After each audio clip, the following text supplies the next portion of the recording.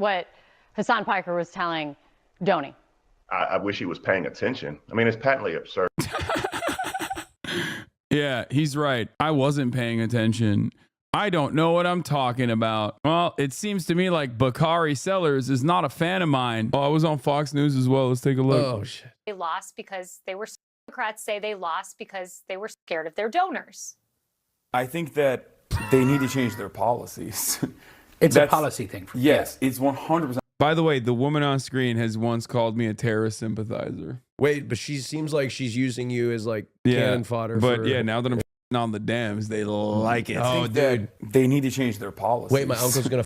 It's a policy thing. Yes, it's 100% a policy. I'm gonna thing. get so many. Which is the boring I'm gonna answer. get glazed at Although Thanksgiving. it would be very. For knowing Hassan Piker. She called me a terrorist supporter way back in the day when she was attacking Well, let's AOC. see. Hold on. There's still 45 seconds left in the video. There's plenty of Self-serving time for me to say, I'm the left's Joe Rogan. The Democratic Party should give me millions of dollars. That's not going to solve this problem. What will solve this problem is if the Democratic Party actually adopts real left-wing economic populist messaging instead of purposely avoiding that stuff because they're terrified of upsetting their corporate donors. Left-wing pop. I mean, man, this list of excuses is getting longer than Hillary's infamous scroll of scapegoats. Wait, what? She just didn't understand any point I made, I think. She's not even addressing the point. Oh, let's see. She's not addressing anything I said. What?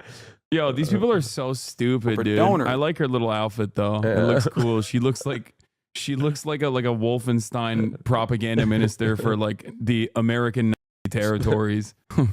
Am I wrong? Look at this. Wow. Yeah.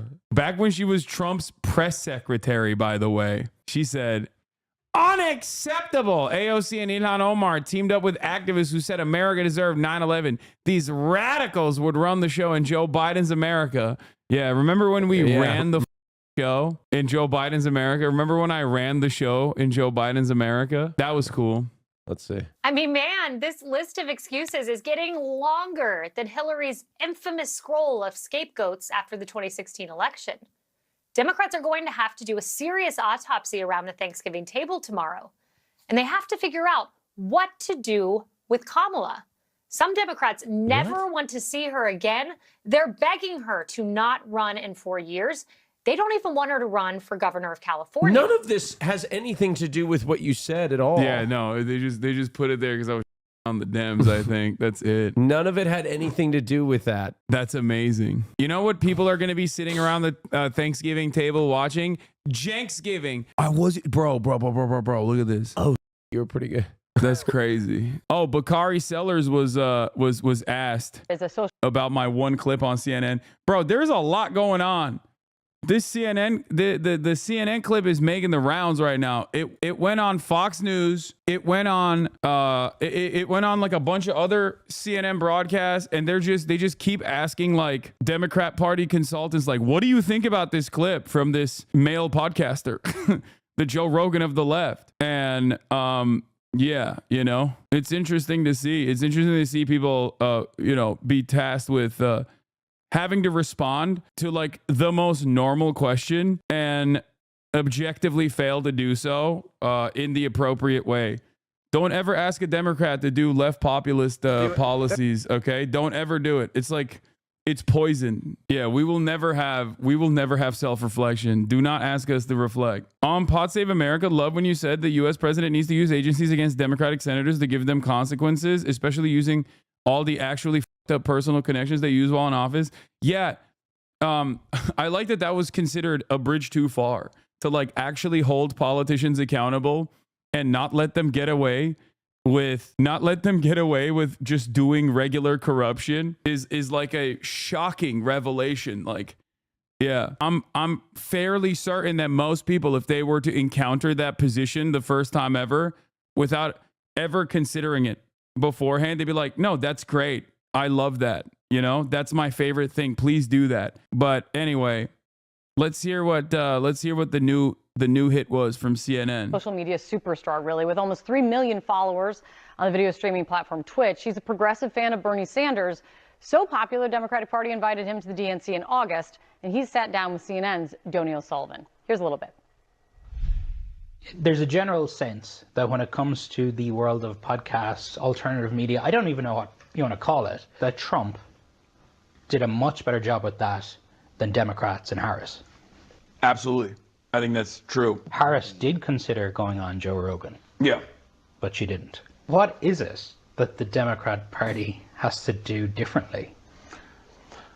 Well, I think that they need to change their policies.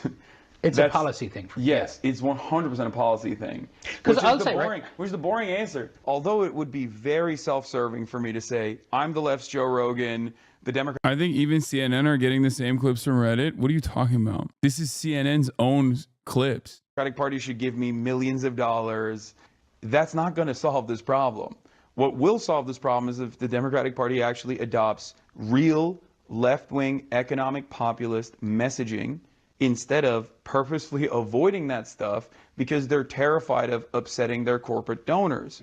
I think Trump speaks to mail insecurities better, and I think Trump speaks to the anger that people have, whereas the other side of the political spectrum does not speak to that anger at all. Joining us right now, CNN senior political commentator Bakari Sellers and Lance Trover, the former spokesperson for Doug Burgum when he was running in the...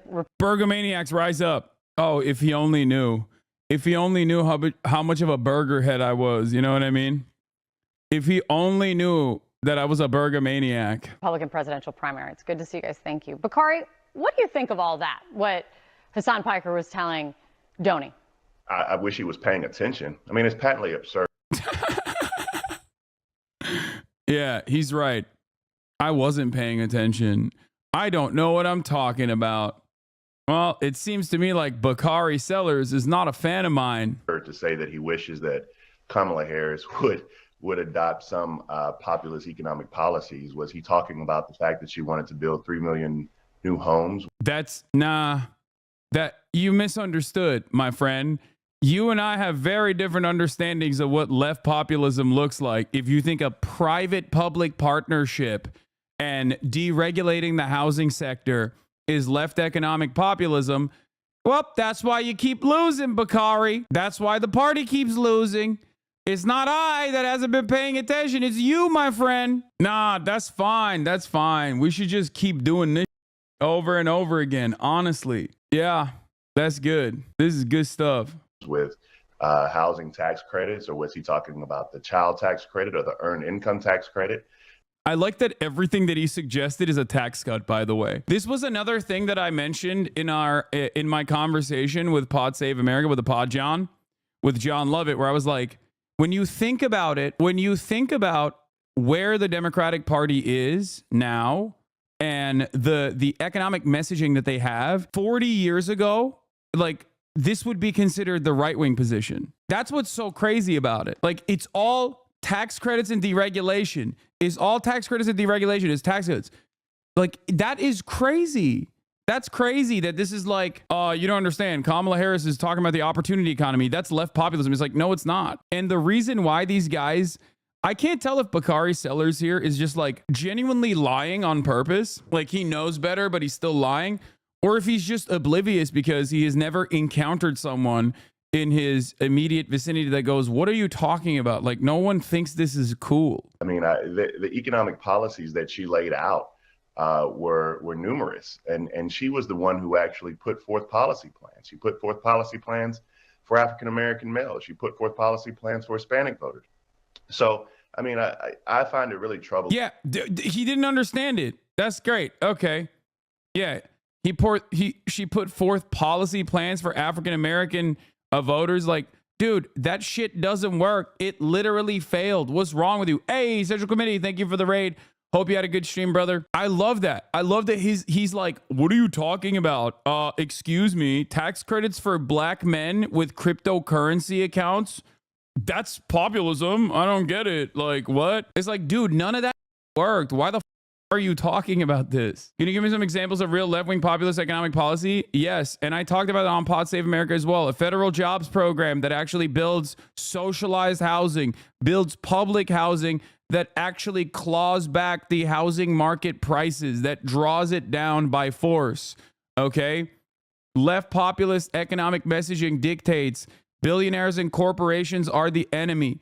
Okay, you should just openly state that. You should be like, no, these guys are the bad guys. These are the people that are fucking your lives up. You don't like your boss. Now think about how bad your boss's boss actually is. Okay, hyper-focused, hyper-targeted, means-tested, focus-tested messaging for means-tested policies are not effective. It's just not.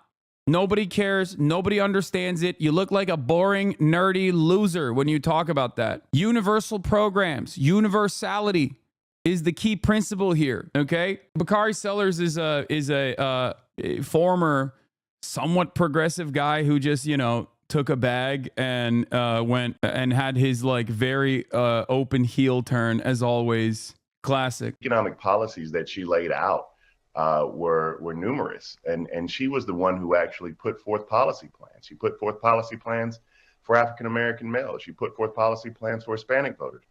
So I mean, that's so funny. Yeah. Oh yeah. No, I don't get it. Like what? Everybody loved. This doesn't make any sense. Everybody should have loved when Kamala Harris said we're gonna do $50,000 in tax credits for Black men that graduated from a HBCU. That work in a underserved neighborhood for 3.5 weeks. Like that was like a banger policy. Why would people are just too stupid to recognize how banger of a policy it is. You know what I mean? People are just too dumb. They're just too stupid. Why didn't it work? I find it really troubling when people want to have a policy discussion.